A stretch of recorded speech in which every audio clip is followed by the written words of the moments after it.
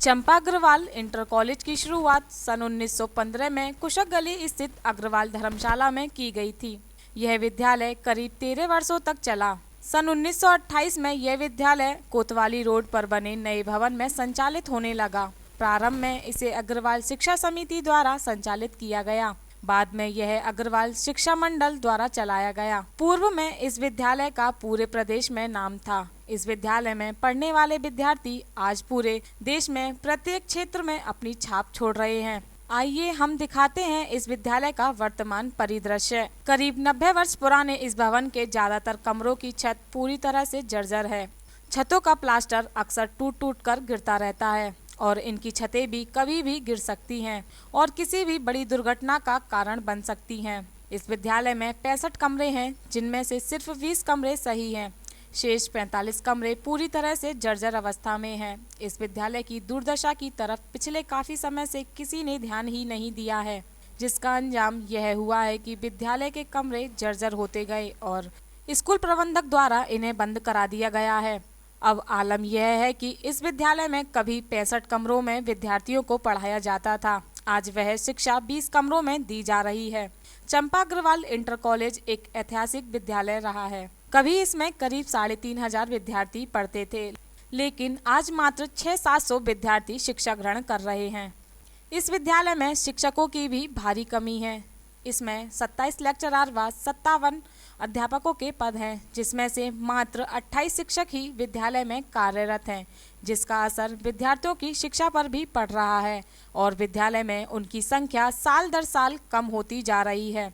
अब इस विद्यालय की दुर्दशा पर उत्तर प्रदेश के उप मुख्यमंत्री दिनेश शर्मा ने मथुरा के DIOS इंदु प्रकाश सिंह सोलंकी से रिपोर्ट मांगी है, जिसके बाद लगता है कि यह विद्यालय एक बार फिर से अपने पुराने रूप को प्राप्त कर सकेगा।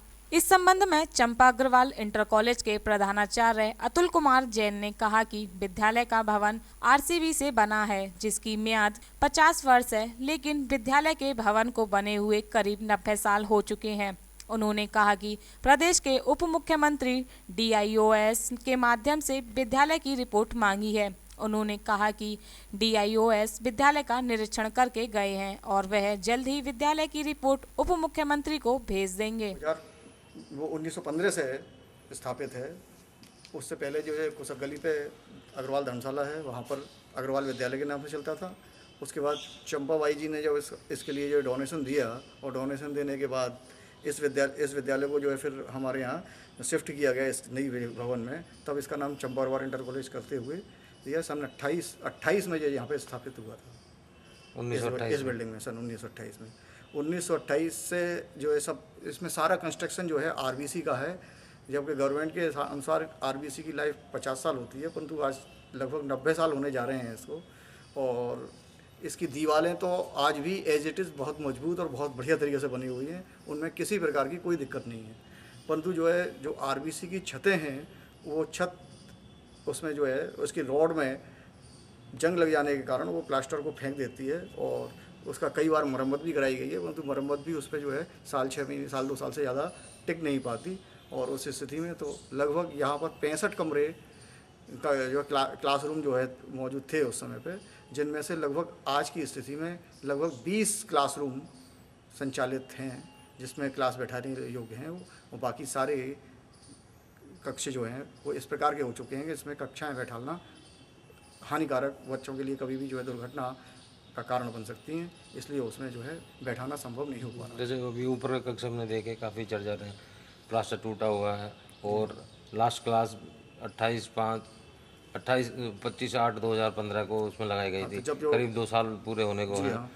तो उसके बाद कोई क्लास उसमें नहीं लगाई।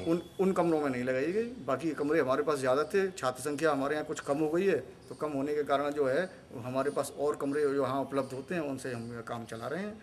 और जो है छात्र संख्या कम होने के कारण हमें दिक्कत इसलिए नहीं आ पाई कि 20 कमरों से भी हमारी क्लास चल रही हैं तो हम चला रहे हैं उसको। तो वर्तमान में कितने विद्यार्थी हैं? वर्तमान में लगभग 700 विद्यार्थी हैं हमारे यहाँ। और अध्यापकों की संख्या क्या है? अध्यापकों की संख्या 28। मथुरा के DIOS इंदु प्रकाश सिंह सोलंकी ने कहा कि उप मुख्यमंत्री दिनेश शर्मा ने चंपा अग्रवाल इंटर कॉलेज की रिपोर्ट मांगी थी, जिसके लिए विद्यालय का निरीक्षण किया है। उन्होंने कहा कि विद्यालय की ज्यादातर बिल्डिंग जर्जर हो चुकी है, जिसे लेकर वह अपनी रिपोर्ट उप मुख्यमंत्री को जल्द ही भेज देंगे। किस तरह की जानकारी उन्होंने प्राप्त की आपसे? तो देखिए, उनको कहीं से फीडबैक मिला होगा माननीय मंत्री जी को, तो उनका फ़ोन आया था। तो उनका ये कहना था कि मथुरा में एक चंपा अग्रवाल कॉलेज है, वो बहुत ही प्रतिष्ठित कॉलेज रहा है पूर्व वर्षों में। उनका ये कहना था कि उसकी प्रतिष्ठा कुछ गिरी है, और प्रतिष्ठा इन द सेंस उनका ये कहना था कि बिल्डिंग या बच्चों की संख्या पहले से कम हुई है। तो उनका ये कहना था कि वहाँ पर जाके देख लें हम, और क्या ऐसे इनपुट्स हैं जो उस कॉलेज को दिए जा सकते हैं जिससे कि कॉलेज अपनी धीरे धीरे पुरानी जो प्रतिष्ठा है उसको प्राप्त कर सके।